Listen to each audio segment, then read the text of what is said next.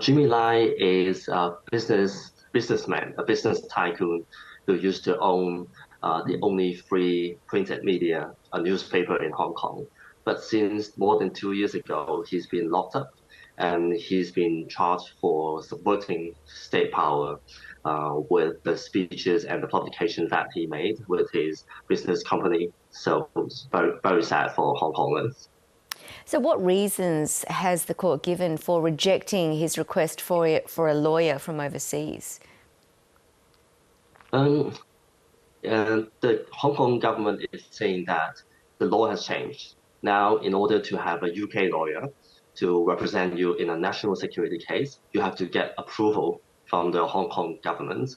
Without that approval, it's not allowed at all because this Hong Kong government is saying that it doesn't make sense to have a foreigner to represent you as a Chinese national in a national security case.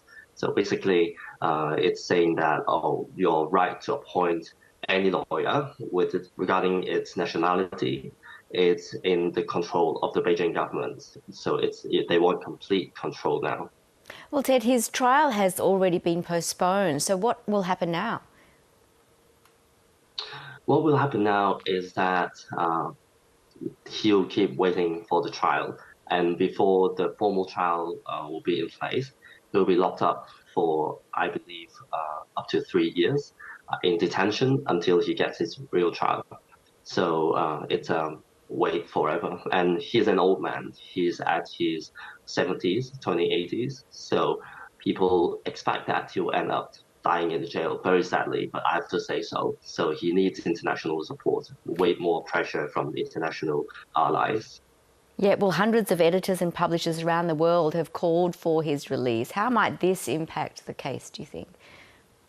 It will have an impact because Hong Kongers are quite hopeless that anything can be done within Hong Kong.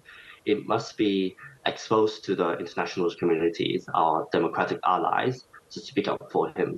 I mean, for example, in Australia, it's the question for many Australians why Australian judges are still sitting in the High Court and the top court of Hong Kong, lending legitimacy for the already very eroded system in Hong Kong that is sending Jimmy Lai to jails. Australians shouldn't do that, and any common law jurisdictions, judges, lawyers shouldn't lend that legitimacy to the Hong Kong court anymore.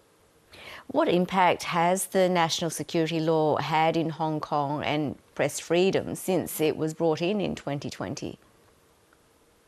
I think it's very obvious that the so-called national security law is not really about security of the nation. It's about security of the authoritarian government staying in power.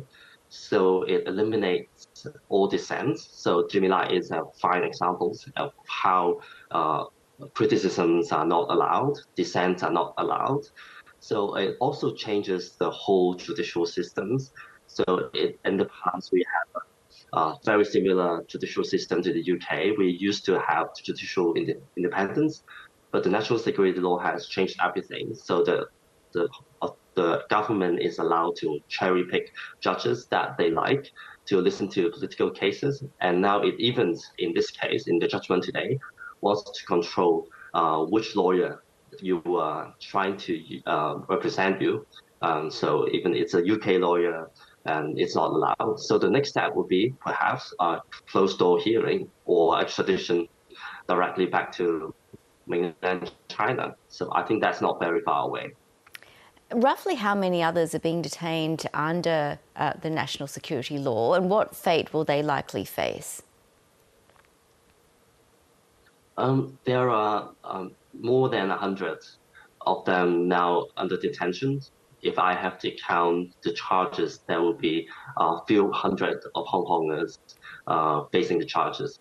But the most prominent ones will be the former parliamentarians, my former colleagues in the Legislative Council of Hong Kong, and many universities, professors, social workers, lawyers, and they are the targets. They are mostly facing the charges of subverting state power, collusion with foreign forces, and it's expected from the outside that they will stay in jail for a very long time, if not decades, but at least more than 5 or 7 years just for peacefully speaking against the government, just for fighting for freedoms. It's extremely injustice happening in Hong Kong. Well, Ted Hui, it's great to get your thoughts. Thanks so much for talking to us tonight. Thank you.